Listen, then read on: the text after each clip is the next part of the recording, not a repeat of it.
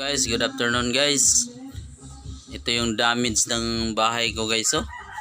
Yung pagbagyong Udit hanggang ngayon hindi pa rin naka-recover guys. Sobrang gipit. Ayun. Sinapalan ko lang yung ano sa gilid yan, oh. Semento. Mga dark spot yan, yung crack. Kaya pag may lindol nakakatakot yan, oh. Eh wala eh.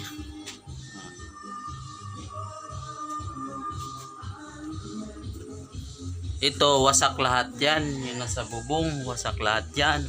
Yung kama namin na inutang wala, wasak. Ayun, natira na lang, oh.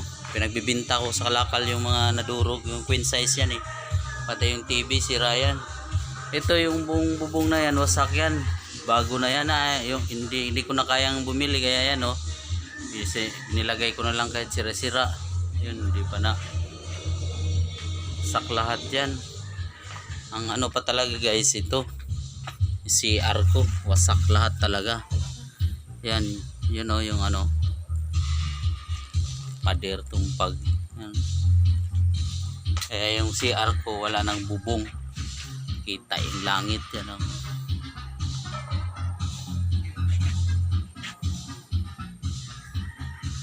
Wasak.